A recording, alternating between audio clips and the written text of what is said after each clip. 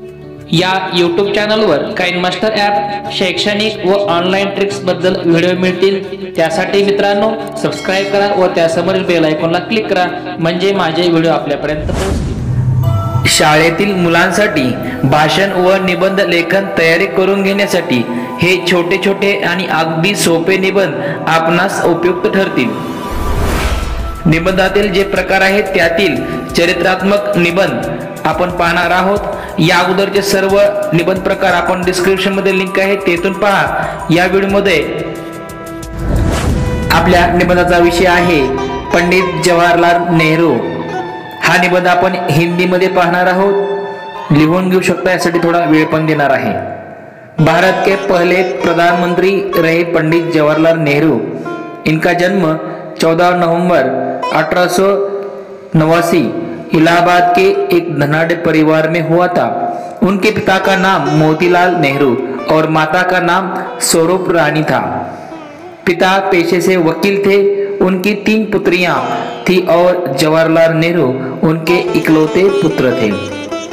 जवाहरलाल नेहरू को दुनिया के बेहतरीन स्कूलों और विश्वविद्यालयों में शिक्षा प्राप्त करने का मौका मिला था। उन्होंने अपनी स्कूली शिक्षा हेरो और कॉलेज की शिक्षा ट्रिनिटी कॉलेज लंदन से पूरी की थी। उन्होंने अपनी लॉ की डिग्री कैम्ब्रिज विश्वविद्यालय से पूरी की। हेरो और कैम्ब्रिज में पढ़ाई कर 1912 में नेहरू जी ने बार एक्ट लॉ की उपाधि ग्रहण की और वे बार में बुलाए गए। पंडित नेहरू शुरू से ही गांधी जी से प्रभावित थे और 1912 में कांग्रेस से जुड़े। 1920 के प्रतापगढ़ के पहले किसान मोर्चे को संगठित करने का श्रेय उन्हीं को जाता है।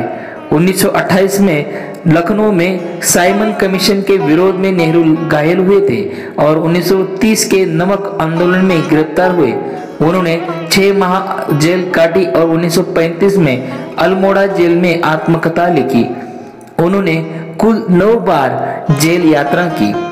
उन्होंने विश्व भ्रमण किया और अंतर्राष्ट्रीय नायक के रूप में पहचाने गए। पंडित नेहरू का योगदान, उन्होंने 6 बार कांग्रेस अध्यक्ष के पद लाहौर, लखनऊ, फैजपुर, दिल्ली, हैदराबाद और कल्याणी को सुशोभित किया।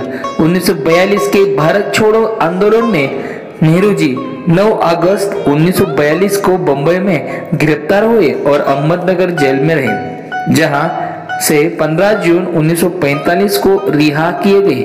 नेहरू ने पंचशील का सिद्धांत प्रतिपादित किया और 1954 में भारत रत्न से अलंकृत हुए नेहरू जी ने तटस्थ राष्ट्रों को संगठित किया और उनका नेतृत्व भी किया।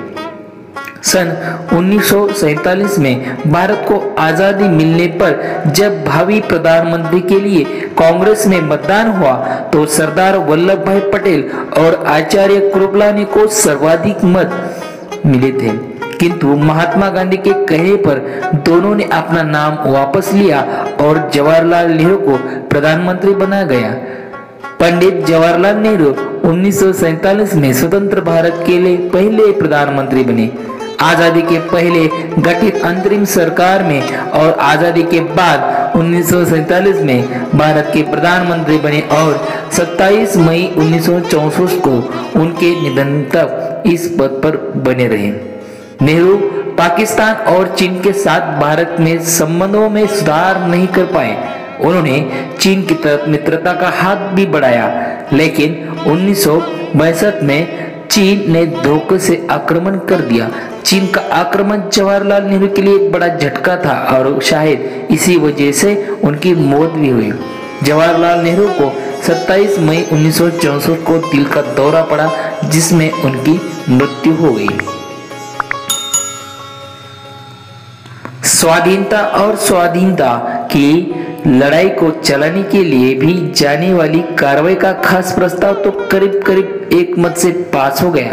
खास प्रस्ताव इत्तेफाक से 31 दिसंबर की आधी रात के घंटे की चौक के साथ, जबकि पिछला साल गुजरकर उसकी जगह नया साल आ रहा था, वो मंजूर हो गया।